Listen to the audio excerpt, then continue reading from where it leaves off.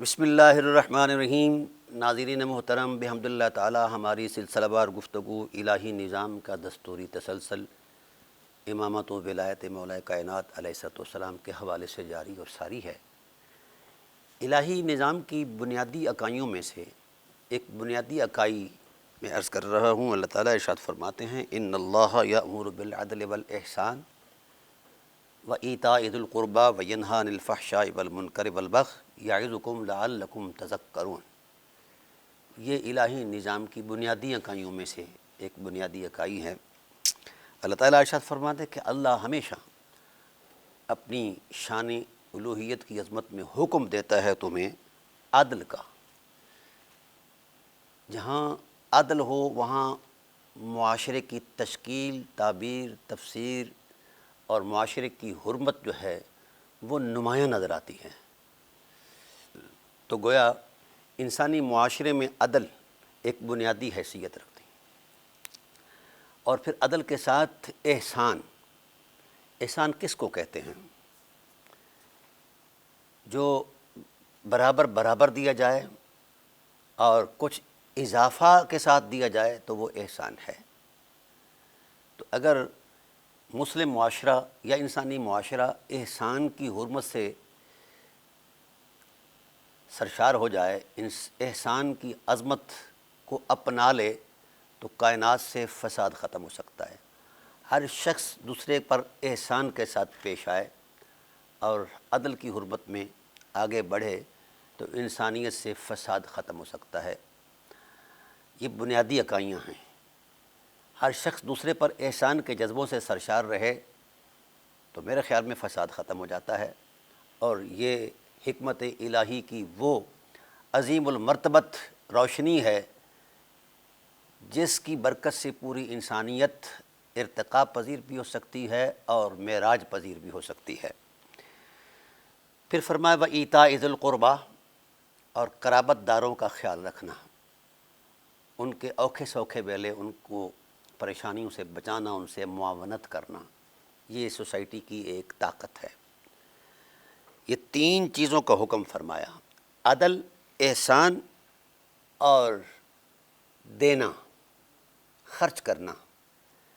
ساری قرآنی تعلیمات میں جتنی حقیقتیں فضائل پر مشتمل اور مبنی ہیں، ان حقیقتوں میں یہ تین عنوانات پہلے عنوان ہیں۔ خدا کرے مسلم معاشرے کے اندر بلکہ پوری انسانی معاشرے کے اندر ان تینوں الہی اصولوں کو اپنا لیا جائے تو مایوسیاں بھی ختم ہو جائیں گی، فساد بھی ختم ہو جائے گا، خون ریزی بھی ختم ہو جائے گی اور پریشانیاں بھی ختم ہو جائیں گی۔ یہ الہی نظام ہے۔ وینہی عن الفحشاء والمنکر والبغی، تین چیزوں سے اللہ تعالیٰ نے منع فرمایا ہے جو معاشرے کو سیونک کی طرح، گھن کی طرح کھا جاتی ہیں، ان چیزوں سے منع فرمایا ہے۔ فحشاء، بے ہودگی سے، بے حیائی سے منع فرمایا ہے۔ بے حیائی کسی بھی صورت میں ہو، ضروری نہیں کہ عورتوں کے ساتھ بے حیائی ہو، بے حیائی کے بہت سارے عنوانات ہیں۔ والمنکر، ہر وہ بات جس کو طبع انسانی ناپسند کرتی ہے اور وہ ممنوع شرعی ہے، اس سے منع فرمایا۔ والبغی، اور سرکشی سے منع فرمایا۔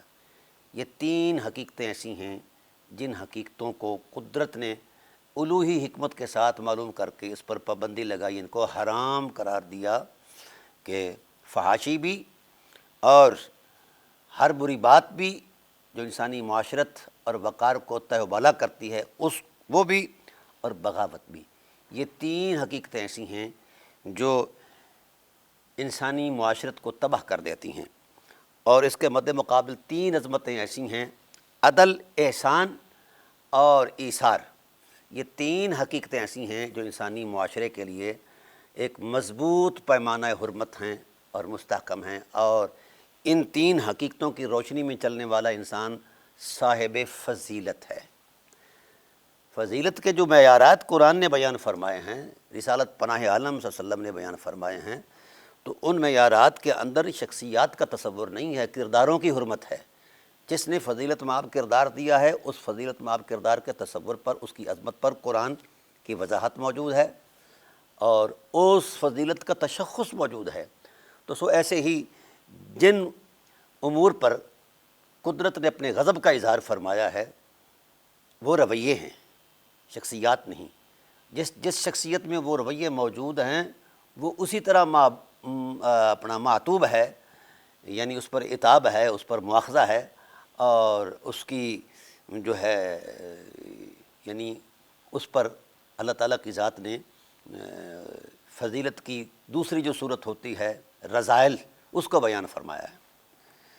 تو اللہ تعالیٰ ارشاد فرماتے ہیں یعظکم اللہ، یعظکم، اللہ تمہیں نصیحت فرماتا ہے ان حقیقتوں کی، واضح فرماتے ہیں تاکہ تم نصیحت حاصل کرو۔ تو آیت کریمہ اپنے مضمون کے تصور میں مختصر ترین ہے، لیکن پوری کائنات کا نظام ہے اور قیامت تک کے لیے وہ مسلم اصول ہے، جس اصول کی روشنی میں چل کر انسان جو ہے انسانیت کی معراج پا لیتا ہے۔ تین چیزیں اللہ کا امر ہیں جو ہماری نجی زندگی سے لے کر سماجی، معاشرتی، تہذیبی، تمدنی، قومی، بین الاقوامی، علاقائی، شخصی، ہر زندگی کے ہر پہلو میں جو عدل آ جائے تو انسان کہاں کا کہاں پہنچ جاتا ہے، اور احسان آ جائے تو پھر تو لطف ہی بڑھ جائے، اور اگر ایثار آ جائے تو پھر تو دنیا سے فساد ہی ختم ہو جائے۔ یہ ہے اللہ کی تعلیم، اللہ کا نظام، اور اس کے مد مقابل جو ہے وہ کیا ہے؟ بے حیائی، بری بات اور بغاوت۔ اب آئیے ہم تھوڑا سا تاریخی جائزہ لیتے ہیں اس حوالے سے۔ اسلام نے جس وقت پہلی انہی اکائیوں پر اپنی عصمت قائمہ کو بیان فرمایا تو پہلی ریاست مدینہ جب سرکار دو عالم صلی اللہ علیہ وسلم نے قائم فرمائی تو روئے کائنات کا ہر ذی شعور شخص سمجھتا ہے کہ رسول دو عالم صلی اللہ علیہ وآلہ وسلم عدل و احسان کی اس معراج پر تشریف فرما ہے جہاں کسی کا خیال تک نہیں پہنچ سکتا۔ کوئی شخص اس ماحول کے اندر ایک لمحہ کے لیے بھی کوئی حرف زنی نہیں کر سکتا، کوئی دشمن بھی نہیں کر سکتا کہ رحمت عالم صلی اللہ علیہ وسلم نے عدل و انصاف کے تقاضے وہاں مقام پر پورے نہیں کیے، ایسا نہیں کر سکتا۔ پھر اس کے بعد خلافت راشدہ کا قیام آیا، اس کے اندر بھی یہ تسلسل جاری رہا۔ حضرت عثمان غنی رضی اللہ تعالیٰ عنہ کے دور کے اندر بنو امیہ نے عدل اور انصاف کے قتل پر مہم جوئی شروع کی، حقوق کی پامالی پر مہم جوئی شروع کی، اور حضرت عثمان غنی رضی اللہ تعالیٰ عنہ کا پہلا جو دور خلافت ہے 6-7 سالہ وہ بڑا اچھا گزرا ہے، لیکن بعد میں آپ ضعیف العمر ہو گئے تھے، اس کی وجہ سے پھر وہ ان کی گرفت ذرا ڈھیلی ہو گئی، تو بنو امیہ نے موقع پا کر اس کو تہ و بالا کرنے کی کوشش کی، حتیٰ کہ حضرت عثمان کے اصل قاتل بھی بنو امیہ ہی ہیں۔ یہ لوگوں کو دھوکہ دیا جاتا ہے کہ فلاں فلاں قاتل ہے، فلاں فلاں قاتل ہے، یہ اس کی منصوبہ بندی کہاں ہوئی ہے؟ ہر ذی شعور جانتا ہے کہ اس کی منصوبہ بندی کہاں ہوئی ہے اور استعمال کس کو کیا گیا ہے، اور مہرہ مروان بن الحکم جیسے ملعون کو بنایا گیا ہے۔ یہ حقیقتیں کیوں نہیں مولوی بیان کرتے؟ اس لیے بیان نہیں کرتے کہ یہ ان کی گلی کی پھانس ہے، ہڈی ہے، چونکہ ملا نے زندگی میں کبھی حق بیان نہیں کیا، یہ اس کا ریکارڈ ہے، ملا ہو اور شودہ نہ ہو یہ نہیں ہو سکتا۔ اب ہم دیکھتے ہیں خلافت راشدہ کا بعد کا دور، بعد کے دور کے اندر کیا عدل تھا، احسان تھا اور ایثار تھا؟ اگر تھا تو اس دور حکومت کو ہم بھی خلافت راشدہ میں اکاؤنٹ کریں گے، اور اگر اس کے علاوہ اس کے مد مقابل فحاشی اور منکرات اور بغاوت سے وہ دور معمور ہے تو پھر اس دور کو خلافت راشدہ کہنے والے کمینے پن کا اظہار کر رہے ہیں، علمی جو ہے نا انصاف نہیں کر رہے۔ تو یہ بنیادی حقائق ہیں، گراؤنڈ ریالٹیز کیا ہیں، اور پھر ان کو بیان کرنے والے جو مصادر ہیں حدیث کے ہیں۔ حدیث پہلے آئی ہے، تاریخ تو بعد میں بنی ہے۔ عجب بات ہے کہ ہم اتنی بات کہہ دیتے ہیں کہ جناب والا جو تاریخی حقائق ہیں ہم ان کو نہیں مانتے۔ بھئی تاریخ، یہ بات یاد رہے، تاریخ حدیث کی صحت کا فیصلہ کرتی ہے، ٹھیک؟ تاہم یہ تینوں اصول آپ نے دونوں طرح کے دیکھنے ہیں۔ خلافت راشدہ کے اندر کن کن اصولوں کو اپنایا گیا، اور خلافت راشدہ اتنی بڑی کہ شرق غرب تک مطلب اسلام کی حکومت پھیل گئی اور 60-65 لاکھ مربع میل تک یہ حکومت پہنچ گئی، تو کسی کو کسی پر کوئی شکایت نہیں ہے۔ جو ہی ملک عزوز کا بانی آیا، جس کو ہمارے ملا اعظم نے مجتہد کا ٹائٹل دیا ہوا ہے، اب اگر کوئی خیال کرے، اجتہاد کی جو اجازت دی گئی ہے یہ صرف اور صرف امت کی سہولت کے لیے، اور وہ بھی اس صورت میں کہ دلائل شرعیہ موجود نہ ہوں۔ تو کیا خیال ہے، میں ملا اعظم سے سوال کرتا ہوں، بالخصوص اپنے بریلوی بھائیوں سے، خاص کر جو نیو برانڈ بریلویت کے اس وقت ٹھیکیدار ہیں، ان سے سوال کرتا ہوں کہ جس نظام حکومت کو رسول ملک عزوز کہیں، کاٹ کھانے والی حکومت کہیں، اس نظام حکومت کو خلافت راشدہ سے ملاتے ہوئے تمہیں شرم نہیں آتی؟ پھر اس کے فضائل بیان کرتے ہوئے کون سی ایسی فضیلت ہے، کس رویے پر تم فضیلت بیان کرتے ہو ملک عزوز کے بانی کے؟ کیا فضائل ہیں؟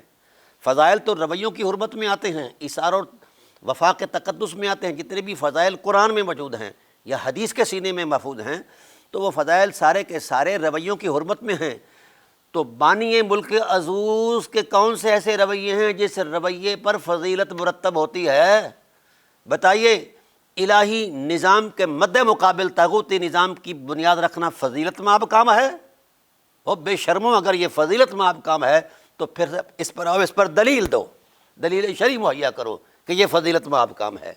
کہ اس ملک عزوز کے اندر کتنے اصحاب رسول کی توہین ہوئی، کتنے کاٹ دیے گئے، کتنے صحابیات پر مظالم ڈھائے گئے، مدینہ طیبہ جلایا گیا، مکہ طیبہ جلایا گیا، یہ فضیلت مآب کام ہے؟ بے شرمو، اس کو فضیلت مآب کہتے ہو، اجتہاد کہتے ہو؟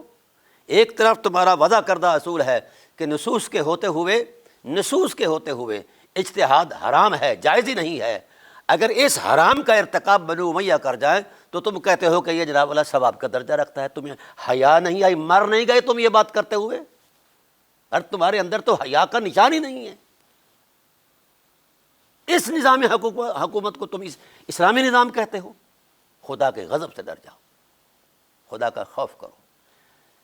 عجب بات ہے کہ خلافت راشدہ کے بارے میں اگر کوئی کسی بھی معاملے میں سخت گوئی کرتا ہے، لفظ بولتا ہے، تو اس پر کفر کے فتوے ہیں۔ کسی خلیفے کی کسی فروغ گزاشت پر وہ کہتا ہے کہ یہ بات ٹھیک نہیں ہے، تم کہتے ہو کہ یہ کافر ہو گیا ہے۔ اور جس نے پورے نظام کو، الہی نظام کو ہی ختم کر دیا ہے، الہی نظام کے قیام کے لیے 1.25 لاکھ پیغمبروں کی جد و جہد موجود ہے، اصحاب رسول کی قربانیاں موجود ہیں، تو اس سارے تسلسل کو جو شخص ملیا میٹ کر رہا ہے، اس کے بارے میں بڑے بڑے اچھے الفاظ بولے جاتے ہیں، اس کی عرس منائے جاتے ہوئے حیا سے مر نہیں گئے تم؟ پر حیا نام کی تمہارے اندر شے کوئی نہیں ہے۔ نبوی جد و جہد کو ضائع کرنا، کیا یہ اجتہاد ہے؟ اصحاب رسول کی قربانیوں کو ملیا میٹ کرنا، یہ اجتہاد ہے؟ انسانی حرمتوں کو پامال کرنا، یہ اجتہاد ہے؟ اصحاب رسول کی توہین کرنا، یہ اجتہاد ہے؟ ہاں جی، اور اسی طرح اہل بیت رسول علیہ السلام کی توہین کرنا، یہ اجتہاد ہے؟ ہاں، یہ یہودی اجتہاد تو ہو سکتا ہے، صہیونی اجتہاد تو ہو سکتا ہے، سنی اجتہاد یہ نہیں ہے۔ کیا ہے اس رویے کو آج ٹرمپ مار رہا ہے، یا شیطان یاہو مار رہا ہے، اس کو بھی کہو نا کہ یہ بھی اجتہاد ہے، اسی طرح کا تو اجتہاد ہے کہ جہاں اہل بیت رسول کے ماننے والے رہتے ہیں ان کو ملیا میٹ کر دو جناب والا، تو یہ اجتہاد ہے۔ کل تم یہ بھی کہو گے؟ خدا کا خوف کرو، کیوں قرآنی آیات کے ساتھ مذاق کرتے ہو؟ قرآن کو نیزوں پر نچانا یہ اجتہاد ہے؟ کس کس بات کا حوالہ دوں؟ تو جن رویوں پر قرآن نے حرمتیں بیان فرمائی ہیں، ایک رویہ یہ ملا اعظم بالخصوص نیو برانڈ بریلویت جو ہے، ملت بریلویہ جو ہے، وہ ایک رویہ تو ایسا ثابت کر دے جس کا تشخص دین سے متعلق ہو، جس کی حرمت دین سے متعلق ہو، کوئی ایک رویہ۔ اور پھر فضائل بیان کرتے ہو، اس مجتہد کے فضائل بیان کرتے ہو جس کے اجتہاد نے پورے اسلام کے نظام کو تہہ بالا کر دیا، امت کو توڑ دیا، ہزاروں صحابہ کا قتل کیا، اہل بیت کی توہین کی، اور وقار اسلام کے ساتھ ساری عمر وہ کھیلتے رہے، اور وہ تینوں چیزیں جن کو اللہ نے منع فرمایا ہے، فحشاء، منکر اور بغی، یہ تینوں چیزوں کے وہ دائی رہے جس چیز سے اللہ نے منع کیا ہے۔ کیا رسالت پناہ عالم صلی اللہ علیہ وآلہ وسلم نے فیصلہ نہیں فرمایا تھا؟ جو خلیفہ راشد کے ہوتے ہوئے اٹھے خلیفہ راشد کے خلاف، وہ واجب القتل ہے۔ ایک طرف تو تم عاشقان رسول ہونے کا دعویٰ کرتے ہو، اے جھوٹو ذہنی عیاشو، یہ تمہارا یہ عشق رسول عشق نہیں ہے، یہ مشق ہے، اور دنیا کو دھوکہ دیتے ہو کہ جناب والا ہم عاشقان رسول ہیں، ہم درود پڑھا پڑھتے ہیں۔ کیا ضرورت ہے تمہارے درود کی رسول دو عالم کو، جب تم نظام رسالت کو، نظام مصطفیٰ کو ہی اپنا نظام نہیں سمجھتے؟ کتنی یہ تنظیمیں بڑی ہیں، کتنے چندے کے باکس رکھے ہوئے ہیں، کتنا کچھ کمائی کر رہی ہے، کتنی مرتبہ پگڑیوں کے رنگ بدلے ہیں، کیا کچھ کیا ہے۔ یہ سارا فراڈ اور ڈرامہ اس لیے کیا جا رہا ہے کہ لوگوں کی آنکھوں میں دھوٹ ڈالی جائے اور نظام کی طرف نہ آیا جائے۔ اتنے لاکھوں افراد کے تم مجمع کر لیتے ہو، کسی مجمع میں نظام کی بات بھی ہوئی؟ تم نے کبھی نظام پڑھا بھی ہے؟ الہی نظام کیا ہے؟ کس مدرسے میں الہی نظام کو بطور نظام پڑھایا جا رہا ہے؟ چندہ خورو، یہ وہی چیز ہے جس کی قرآن نے نشاندہی کی، اکالون للسحت، یہ حرام کھور ہیں، یہ حرام کھوری کر رہے ہیں۔ میں امت مسلمہ سے عرض کرتا ہوں کہ ان درندوں سے بچو۔ یہ دین کے نام پر پیسہ لے کر دین کے وقار کو مجروح کرنے کے لیے، اپنا پیٹ بھرنے کے لیے، اپنی جدادیں بنانے کے لیے، دیکھو ان مولویوں کے کتنی جدادیں ہیں، کہاں سے کیا کچھ نکل رہا ہے۔ جو پہلے ایک سائیکل چلاتا ہے، جھاڑو بناتا ہے، وہ اس وقت کہاں سے کہاں پہنچ گیا ہے۔ تو یہ ان چیزوں پر غور کرو، امت کو کیا دے کر جا رہے ہو؟ یہی کہ جو پہلا نظام تھا جس پر سید عالم صلی اللہ علیہ وسلم نے 23 سال جد و جہد کی، حضرت ابوبکر صدیق رضی اللہ تعالیٰ عنہ کی جد و جہد، حضرت عمر فاروق کی جد و جہد ہے، خلفاء راشدین کی، مولا مرتضیٰ کی، حضرت عثمان کی، جناب امام حسن علیہ السلام کی جد و جہد ہے اور ریاضت ہے اور کوشش اور قربانیاں ہیں۔ اس نظام کو یکسر جو شخص ختم کر کے رکھ دے اور پھر اس پر ظلم کی انتہا یہ ہے کہ ہر حرمت کو وہ شخص پامال کرے، پھر بھی اسے ثواب ملتا ہے، یہ سنیت نہیں صہیونیت ہے۔ شرم سے مر جاؤ تم مولویو، کس بات کی تم لوگوں کو مطلب تبلیغ کرتے ہو؟ تمہاری تبلیغوں میں رکھا کیا ہے؟ اور پھر آج کے سادات جو ہیں ان کے بارے میں مطلب تمہارے خیالات کیا ہیں؟ یہ وہی پرانا تمہارے آباء و اجداد کا تسلسل ہے، تمہارے ننہال کا تسلسل ہے جو اس وقت شروع ہوا تھا، اور تم دشمن ہو اہل بیت نبوت کے۔ اس وقت بھی تم دشمن تھے اور اس وقت بھی تم دشمن ہو۔ آج اگر کوئی اہل بیت کا شخص، کوئی عالم دین، عالم ربانی، کوئی مولا کائنات علیہ الصلوۃ والسلام کی حرمت کو بیان کرتا ہے یا ان کی ذات کے ساتھ محبت کا اظہار کرتا ہے تو تم اس پر فتوے لگاتے ہو کہ یہ رافضی ہو گیا ہے۔ ابھی میں نے پچھلی گفتگو میں یہ نشاندہی کی تھی، یہ کچوچا شریف کے تاجدار جو ہیں سادات کچوچا میاں محمد اجمل دامت برکاتہم العالیہ جو ہیں، انہوں نے صرف اتنی بات کہی ہے کہ معاویہ کو علی کے ساتھ نہ ملاؤ، مل سکتا ہی نہیں، کوئی صورت نہیں، نہ کوئی دلیل ہے اس پر۔ صرف یہ ذہنی عیاش ملا جو ہیں یہ ڈرامہ کر رہے ہیں کہ علی اور معاویہ بھائی بھائی، کہاں ان کا بھائی چارہ؟ بھائی چارے اسی کو کہتے ہیں کہ تلوار لا کر جناب والا تہس نہس کر دی جائے سارے اسلام کے سارے نظام کو، یہ بھائی چارہ ہے؟ کیا کچھ مظالم نہیں ڈھائے۔ اور اگر انہوں نے اتنی بات کہہ دی ہے تو اس بات پر تم سیکھ پاؤ گے۔ اور رافضیت کے فتوے، سنیت تمہارے باپ کی ہے، کون ہو تم؟ تمہاری حیثیت کیا ہے؟ ایک 2 ٹکے کا مولوی، اور سادات عظام کے ساتھ تم مطلب ڈرامہ بازی کرتے ہو۔ سادات کچوچا شریف ایک زندہ کردار کا نام ہے، تم تو کل پرسوں آئے ہو اور پھر مالک بن کر بیٹھ گئے ہو مذہب کے۔ تمہارے پلے ہے کیا؟ صرف تمہارے ہاتھ میں کفر کی پینسل ہے اور لوگوں کو جناب اسلام سے نکالنے کی پینسل ہے۔ کبھی کسی کو اسلام میں داخل بھی کیا ہے؟ تو کون سی ایسی صورت ہے بھائی جہاں معاویہ اور علی ایک ہیں؟ وہ بتاؤ تو صحیح، اس کی دینی حیثیت تو بتاؤ تو صحیح، جہاں ان کے اندر کوئی برابری کی کوئی صورت ہے۔ تو اتنی بات کہنے پر تم سیکھ پاؤ گے اور کچوچا شریف کے تاجدار کے ساتھ تم نے وہ جارحانہ رویہ اختیار کیا کہ شاید ہو سکتا ہے کہ مطلب دین تم پر ہی نازل ہوا ہے۔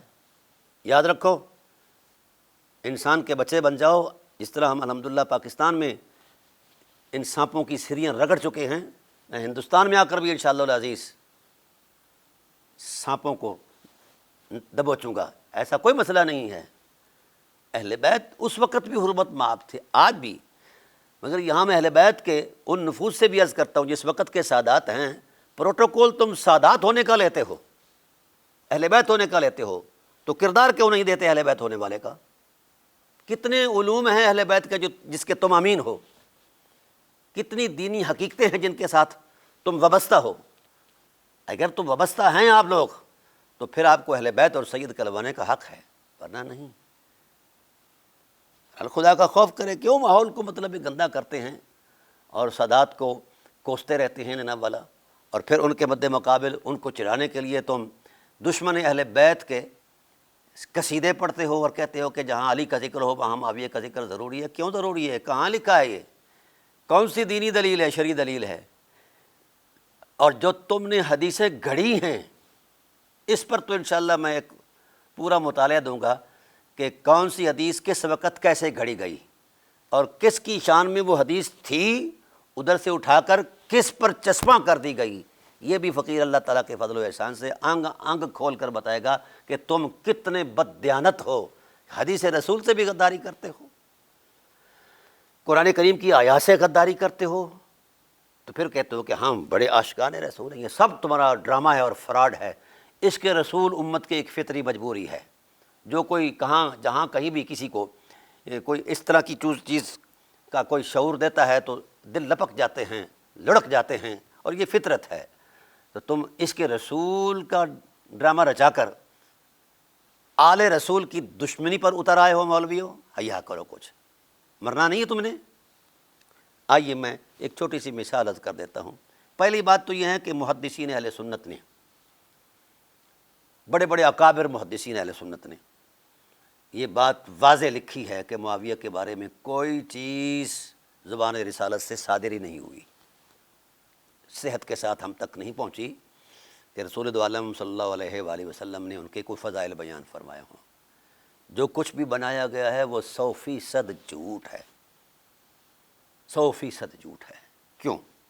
میں ایک مثال دیتا ہوں۔ امام ابو حنیفہ علیہ رحمہ نے جس طرح ہمارے محدثین نے اصول حدیث کو بیان فرمایا ہے، اسی طرح اسے اصول روایت کہا جاتا ہے۔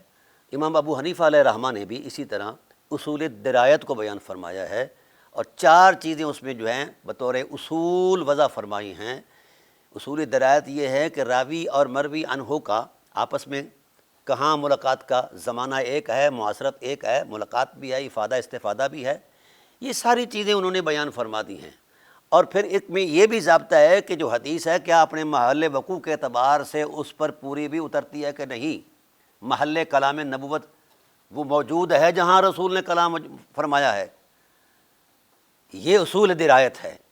اور اگر محل نہیں ہے کلام کا تو اللہ کے رسول کی شان سے بعید ہے کہ وہ بے محل کلام فرمائیں، اور ایسے ہی اللہ وحدہ لا شریک کی شان سے بعید تر ہے کہ وہ بے محل کلام فرمائیں۔ یہ الزام ہے، اور ان مولویوں نے رسول اللہ صلی اللہ علیہ وسلم پر بہتان تراشا ہوا ہے کہ انہوں نے فضائل بیان فرمائے ہیں۔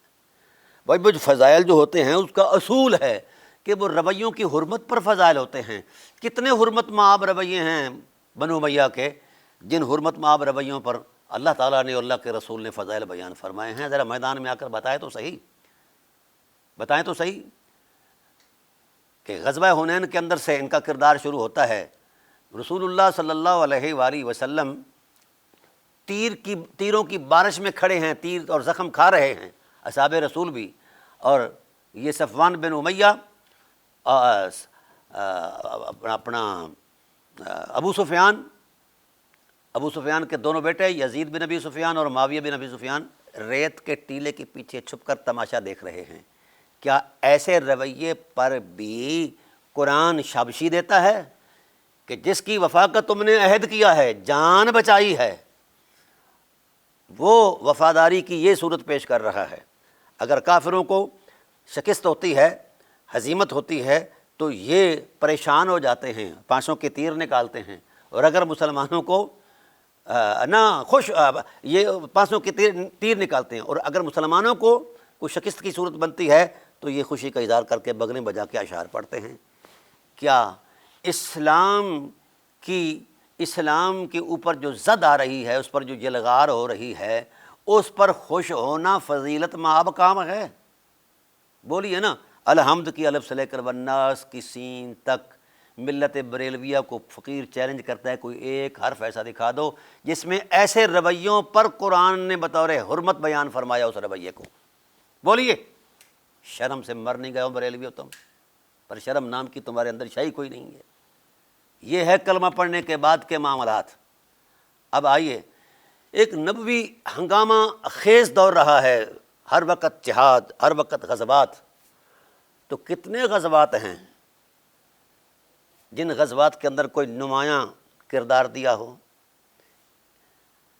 اگر حضرت ابوبکر صدیق رضی اللہ تعالیٰ عنہ اپنی دیواروں پر بھی ہاتھ پھیر رہے ہیں، تبوک کے موقع پر جو آپ صلی اللہ علیہ وآلہ وسلم نے کہا تھا جس کو جو میسر ہے لے آئے، تو حضرت ابوبکر صدیق رضی اللہ تعالیٰ عنہ تو اپنی دیواروں پر بھی ہاتھ مار رہے ہیں، اور بیوی نے پوچھا یہاں کیا تلاش کر رہے ہو؟ کہا ہو سکتا ہے عورتوں کی عادت ہوتی ہے کہ سوئی ٹانک دیتی ہیں کچی دیواروں کے اندر، تو کوئی سوئی نہ رہ گئی ہو، میں وہ بھی دربار رسالت میں پیش کروں گا، وہاں اس کی بھی ضرورت ہو سکتی ہے۔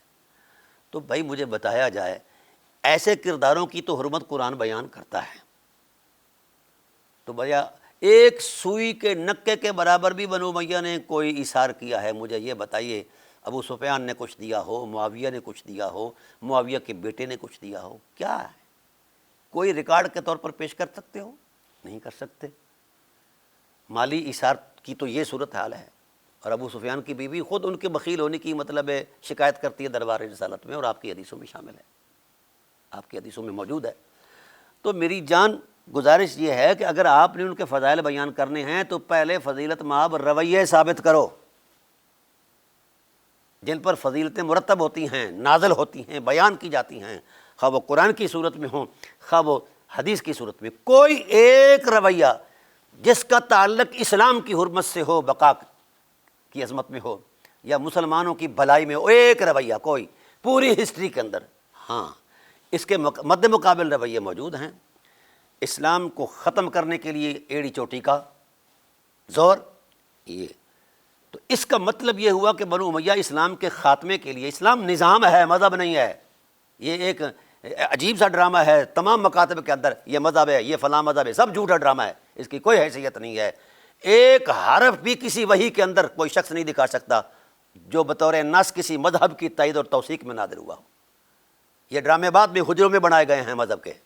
اسلام نظام کی عظمت میں نازل ہوا ہے، الہی دستور کے تصور میں نازل ہوا ہے، اور رسالت پناہ عالم صلی اللہ علیہ وسلم نے جو تلوار اٹھائی ہے، رحمت للعالمین کے ہاتھ میں جو تلوار پکڑی ہے، تو نظام کی بقا کے لیے، نظام کی حرمت کے لیے، نظام کو قائم کرنے کے لیے یہ سارا کردار دیا ہے۔ کیا ضرورت ہے دانت شہید کروانے کی، لب ہائے مبارک شہید کروانے کی، پتھر کھانے کی؟ کیا ضرورت ہے؟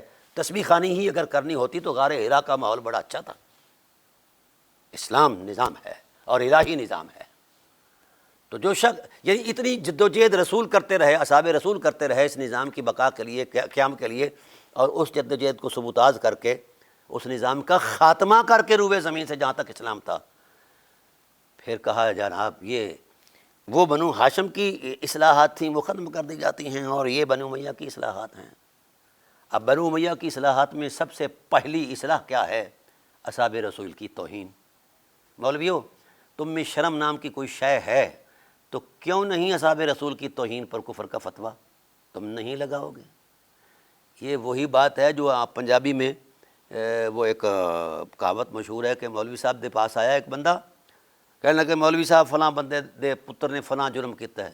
تو مولوی صاحب نے کہا کہ جناب اس طرح کرو، حل جو ہے وہ کھڑی کر دو اور اس کو روٹیوں سے بھر دو، جب وہ آخر تک چلا جائے روٹیاں اتنی، پھر وہ صدقہ کر دو تو جرم معاف ہو جائے گا۔ ہے تو یہ کہاوت ہی۔ تو مولوی صاحب کے کان میں اس نے کہا ایک شخص نے کہ جناب آپ کا لڑکا بھی اس میں شامل تھا۔ کہنے لگے کوئی مسئلہ نہیں، پھر حل لمبی پالو۔ یہ ہے تمہارا وقار، یہ ہے تمہاری حیثیت، یہ ہے تمہارا دین۔ جب کوئی بھی شخص کسی صحابی کی فروغ گزاشت پر انگشت نمائی کرتا ہے یا سخت کلامی کرتا ہے تم اس کے کفر کا فتویٰ دیتے ہو، اور جس نے صحابہ قتل کیے ہیں اس کے کفر کا فتویٰ کیوں نہیں دیتے؟ بے شرم ہو گئے ہو تم۔ اس کو کہتے ہو کہ صحابہ کے قتل پر اس کو ثواب مل رہا ہے، یہ ہے تمہارا صہیونیت دماغ، سنی مذہب، اس پر کیوں نہیں فتویٰ؟ صحابہ پر سخت کلام بولنے والا تو کافر ہے، اور رسول کی ذات پر بولنے والا کافر نہیں ہے۔ یہ ہے تمہاری عشق رسول کی وہ جاہلی اور جعلی صورت۔ آؤ نا، کہو نا، جس نے رسول کے ممبر پر بیٹھ کر بجائے رسول کو گالی دی ہے وہ کافر ہے۔ کبھی نہیں تم کہتے۔ اس لیے میں امت مسلمہ سے عرض کرتا ہوں کہ یہ شودے قسم کے لوگ ہیں، روٹی روزی سے آگے ان کا دین کوئی نہیں ہے، اور ان کو وہاں سے وہ فضلہ شضلہ ملتا ہے، وہ کھاتے پیتے رہتے ہیں۔ ان سے دور رہیے گا، ان سے بچ جائیے گا، یہ اسلام دشمن لوگ ہیں۔ اس وقت عالم اسلام پر ایک کڑا وقت آیا ہوا ہے، اور غزہ جل چکا ہے، لاکھوں آدمی ختم ہو چکے ہیں، معذور ہو چکے ہیں، لاکھ کے قریب شہید بھی ہو چکے ہیں۔ کبھی کسی مولوی کو حیا آئی کہ کوئی ایک لفظ ہی بول دیں ان کی حمایت میں؟ اور اگر آج ایران کی یہ صورتحال ہے، او مولویوں، تم سے تو وہ جن کو تم کافر کہتے ہو، وہ تمہارے مسلمان ہونے سے تو وہ کافر بہتر ہیں، جو یہودیت کے ساتھ لڑ رہے ہیں اور آگ میں نہا بھی رہے ہیں، نہلا بھی رہے ہیں۔ تمہارے اس اسلام سے تو ان کا وہ کفر بہتر ہے جن کو تم کفر کہتے ہو۔ اسلام ٹھگی کا نام نہیں ہے، تم ٹھگ ہو، لوگوں کو لوٹتے ہو اسلام کے نام پر، عشق رسول کے نام پر۔ باز آ جاؤ، مرنا نہیں ہے۔ پھر سادات کرام جو اس وقت خاموش عبادت میں، خاموش مستی میں بیٹھے ہیں، اللہ اللہ کر رہے ہیں، اپنی مریدوں کو جناب والا خیر اور برکت کی دعائیں دے رہے ہیں، ان پر مطلب ہے تم یلغار کرتے ہو؟ تمہاری حیثیت کیا ہے؟ اور یاد رکھنا، یہ تینوں کام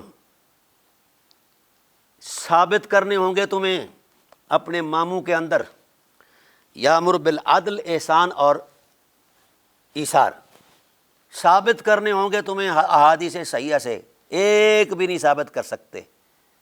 اور تمہارے ماموں کا عدل کیا تھا؟ جو شخص علی پر لعنت نہیں کرتا وہ واجب القتل ہے، یہ ہے عدل، یہ ہے اور لعنتی مولویوں تمہارا عدل۔ اور یعنی اس قتل کو بھی تم ثواب سمجھتے ہو، باعث عظمت سمجھتے ہو۔ دشمن ہو تم قرآن کے، دشمن ہو تم رسول کے، دشمن ہو تم اصحاب رسول کے، دشمن ہو تم اہل بیت کے۔ یہ ہے تمہارا اصل مکروہ چہرہ۔ احسان کس پر احسان کیا ہے؟ جب کوئی صحابی جاتا ہے تمہارے ماموں کے پاس تو وہ کہتا ہے کہ رسول اللہ صلی اللہ علیہ وآلہ وسلم کا میں صحابی ہوں، میرے ساتھ کوئی نیکی کر، تو وہ جواب دیتے ہیں جو میں لفظ یہاں نہیں بول سکتا۔ تو اس صحابی نے یہ کہا کہ رسول اللہ نے سچ فرمایا تھا کہ اے انصار، تم پر وہ ترجیح دی جائے گی۔ تو پھر آپ کے ماموں کہتے ہیں کہ جناب پھر اس وقت آپ کو تعلیم کیا ہے؟ جی صبر کی تعلیم ہے، جاؤ صبر کرو، یہاں سے نکل جاؤ۔ یہ ہے اخلاق اور حلم تمہارے ماموں کا۔ حد ہو گئی۔ ایتاء ذی القربی وینہی عن الفحشاء، یہ ان چیزوں میں کوئی چیز تو ثابت کرو نا۔ ہاں یہ ضرور ثابت ہے، کتنا سرمایہ جوڑا؟ ٹنوں کے حساب سے سونا، جب مرے ہیں تمہارے ماموں، ٹنوں کے حساب سے سونا ان کے گھر سے برآمد ہوا۔ یہ ہے ایثار۔ شریعت نے سود کو حرام قرار دیا، اور واضح نصوص ہیں۔ ایک طرف تم کہتے ہو کہ سودی کاروبار کرنے والا، سود کا معاملہ کرنے والا جو ہے وہ ایسا ہے، حدیث سنات بیان کرتے ہو جس نے اپنی ماں کے ساتھ 70 مرتبہ زنا کیا ہے۔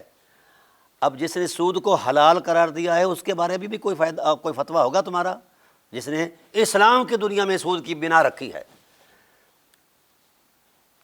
30 سال خلافت کے اور 23 سال نبوت کے، 53 سال تک سود حرام رہا۔ صاحب شریعت صلی اللہ علیہ وسلم نے سود حرام قرار دیا، خدائے ذوالجلال نے سود حرام قرار دیا، اور ایسے ہی جناب والا اصحاب رسول بھی اس پر مواخذہ کرتے آئے۔ تو آپ کے ماموں نے اسے حلال کیا اور سودی کاروبار کو جائز سمجھا، اور اصحاب رسول کو زد و کوب کیا جنہوں نے ان کے سامنے جناب والا یہ بات کی کہ سود حرام ہے، رسول اللہ صلی اللہ علیہ وسلم نے منع فرمایا ہے۔ یہ ہے تمہارے اماموں کا اجتہاد۔ شرم آتی ہے، شرم آتی ہے، پر تمہارے اندر تو شرم نام کی شے کوئی نہیں ہے۔ پھر شراب حرام ہے، شاہی محلات کے اندر شرابی تو چلتی تھی۔ ریشم حرام ہے، ادھر تو تم کہتے ہو کہ تصویر حرام ہے۔ مولوی ہو، اب میں طوطوں کے بادشاہ سے کہتا ہوں، ساری عمر تم تصویر کی حرمت پر جناب والا زور دیتے آئے ہو، اب تصویر کے بغیر تو تم استنجا بھی نہیں کرتے۔ کدھر گئی تمہاری شریعت، تمہارا اتقاء، تمہارا تقوی؟ تو خدا کا خوف کرو۔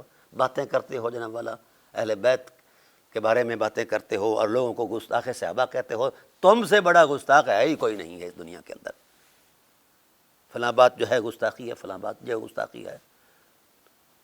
ادب تم پر ہی نازل ہوا ہے۔ تم کتنا ادب کرتے ہو، جس وقت ہم نے تمہارا ادب کھولا تو تمہیں منہ چھپانے کی جگہ نہیں ملے گی۔ اس لیے انسانیت میں رہو، امن میں رہو، خود بھی امن میں رہو، لوگوں کو بھی امن میں رہنے دو۔ یہ فتوے شتویوں کی مشینیں جو ہیں یہ گھر میں رکھو۔ کوئی مشین تو ایسی بھی ہو کہ کسی کو مسلمان بھی تم کہو، کس کو تم نے مسلمان مانا ہے؟ تمہارے نزدیک دیوبندی کافر، اچھا جی، جو ان کو کافر نہیں کہتا وہ بھی کافر، اچھا جی، فلاں کافر، فلاں کافر، فلاں کافر، تو بھائی پیچھے رہا کیا ہے؟ تم مسلمان رہے ہو۔ یہی وہ یہود کا طریقہ ہے، وہ کہتے تھے نحن ابناء اللہ واحباؤ، ہم ہی حق والے ہیں، اللہ کے بیٹے بھی ہیں اور اس کے محبوب بھی ہیں۔ تو اس لیے بڑا ضروری ہے کوئی ایک چیز صحت کے ساتھ ثابت کر دو اپنے مامے کی، کوئی ایک چیز۔ ہاں، 3 چیزوں کی میں نے نشاندہی کی ہیں، تینوں چیزیں زبان زد عام ہیں، زبان زد عام ہیں۔ جن چیزوں سے اللہ نے منع فرمایا ہے، جو حرام ہے، فحشا، منکر اور بغا، یہ تینیں حرام ہیں، لیکن تینوں کے مرتکب ہیں تمہارے ننھال۔ اور جو چیزیں اللہ کا امر ہے بالعدل والاحسان وایتاء ذی القربیٰ، ان تینوں میں سے ایک چیز بھی نہیں نظر آئی کہیں۔ اگر ہے کسی کتابن میں تو لے آئے۔ تو پھر تم کہتے ہو کہ یہ معاویہ علی کے ہم پلہ ہے، یہ کیسے ہو سکتا ہے؟ اور اگر کوئی کہے کہ ہم پلہ نہیں ہے تو اس پر چڑھ دوڑتے ہو، رافضی ہونے کے الزام لگاتے ہو۔ تمہاری اسی بک بک نے اہل سنت کو نقصان پہنچایا ہے۔ اہل سنت کی جو آفاقی عظمت ہے اس کو ملیا میٹ کرنے میں تم آستین کے سانپ ہو، اس کے علاوہ تمہاری کوئی حیثیت ہی نہیں ہے۔ کتنا تدبر علمی ہے تمہارے اندر، کتنی بصیرت ہے فقہی، کتنی شناختیں ہیں تمہاری علمی، کہاں ہیں وہ تمہارا علم؟ ہر ایک کو رافضی رافضی کہتے ہو۔ میں کئی مرتبہ وضاحت کر چکا ہوں، رافضیوں کے بغیر تو تمہیں سانس ہی نہیں آتی علم کی دنیا کے اندر۔ جن کے تم ممنون احسان ہو، کبھی محسنوں سے تو کتا بھی شکریہ کا اپنا دیتا ہے، دم ہلا کر اظہار کرتا ہے۔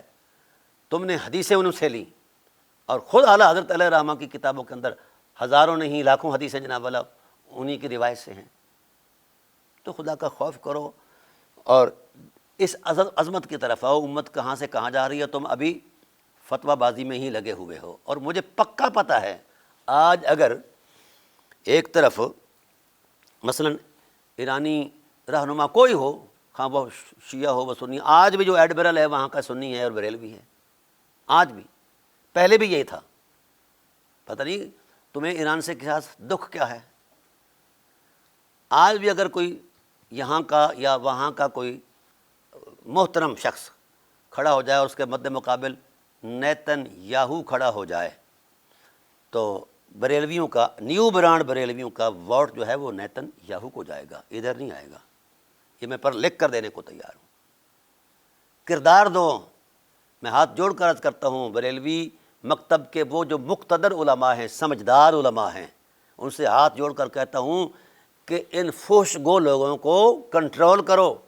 یہ بریلویت کے اندر ناسور ہیں، اس لیے ان کو کنٹرول کرو اور بریلویت بچاؤ۔ وہ بریلویت جو عشق اور محبت کے خمیر سے بنائی گئی تھی اس کو بچاؤ اگر بچا سکتے ہو تو، ورنہ انہوں نے تو جناب والا ہر چیز ادھیڑ کر رکھ دی ہے۔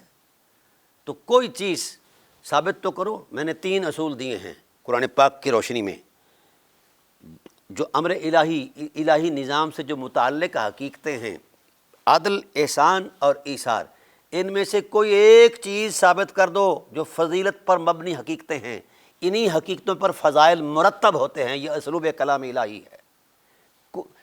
بیان کیجئے کہ آپ کے ننھال میں سے کوئی ایک بھی صورت ثابت ہے ایسا، کتنے وہ عدل والے ہیں، کتنے وہ احسان والے ہیں، کتنے وہ احسار والے ہیں۔ یہ ان تینوں چیزوں میں سے جو فضیلت مآب چیزیں ہیں، جس کی قرآن کریم کے اندر سینکڑوں آیات ہیں، احادیث تو ہزاروں ہیں، انہی امور کی عظمت میں، انہی رویوں کی حرمت میں تو بیان کیجیے اپنے ننھال کے اندر کتنے فیصد ہیں۔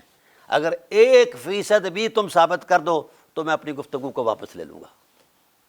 اور یہ جو ینہا عن الفحشاء والمنکر والبغی، یہ جو صورت ہے، یہ الحمدللہ میں ثابت کروں گا مسلم دلائل سے، صحیح الاسناد احادیث سے، کہ فحاشی بھی یعنی فحشا بھی، منکر بھی اور بغی بھی یہ خمیر تھا بنو امیہ کا، یہ میں ثابت کروں گا۔ آئیے ہم میدان لگاتے ہیں، بسم اللہ، اس پر آ کر اپنا مطالعہ پیش کریں، یہاں پر آ کر مہذب طریقے سے دلیل کی عظمت میں بھی مطالعہ پیش کروں گا۔ یہ اصول ہیں، خدائے ذوالجلال جو خالق فطرت ہے، اس کے یہ فطری اصول دیے ہوئے ہیں کہ جناب اس انسانیت اور عظمت انسانیت جو ہے وہ 3 امور سے وابستہ ہے، عدل سے وابستہ ہے، احسان سے وابستہ ہے، ایثار سے وابستہ ہے۔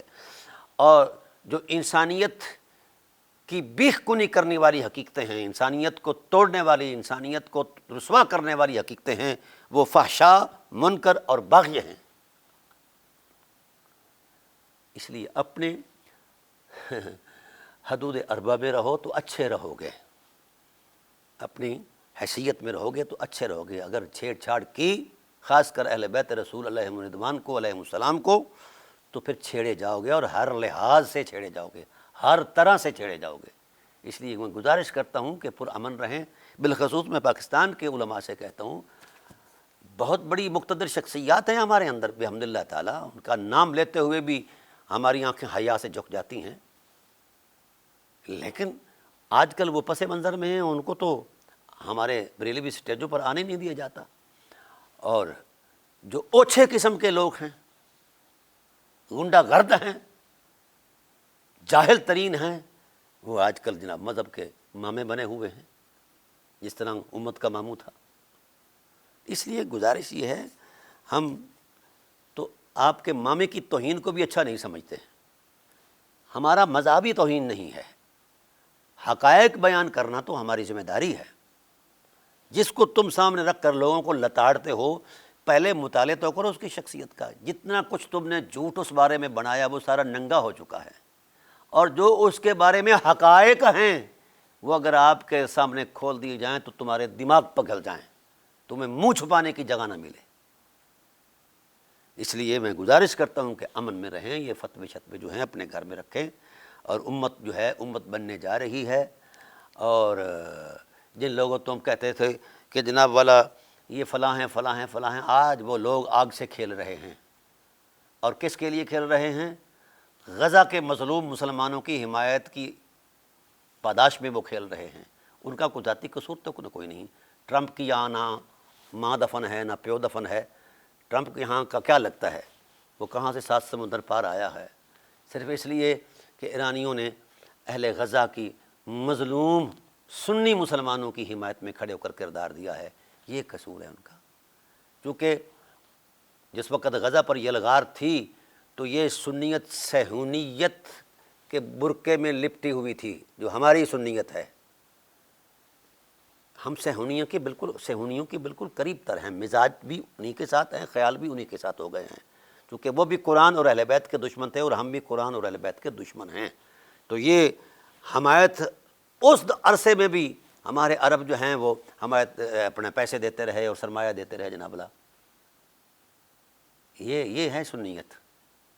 تو اس لیے میں عوام الناس سے عرض کرتا ہوں کہ جس وقت تم ملا کے شر سے بچ جاؤ گے، خدا ذوالجلال کی عافیت میں آپ دامن میں آ جاؤ گے، خدا آپ کی حفاظت کرے گا، آپ کے دین کی حفاظت کرے گا۔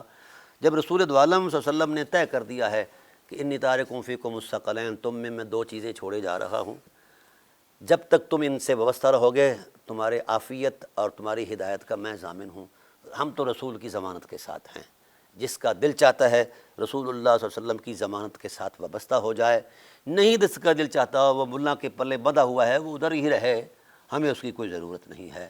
اللہ تعالیٰ اس امت کو عافیت نصیب فرمائے اور مولویوں کو جھوٹ نہ بولنے کی توفیق دے۔ یہ جو جھوٹی حدیثیں گھڑ گھڑ کے اپنے ننھال کی بابت بولتے ہیں نا جب ہم نے ان جھوٹی حدیثوں کا تیا پانچا کیا تو ان کو منہ چھپانے کی جگہ نہیں ملے گی۔ اللہ تعالیٰ عافیت دے، سلامتی دے، میرے پاکستان کو کی حفاظت فرمائے، عالم اسلام کی حفاظت فرمائے۔ وما علینا الا البلاغ۔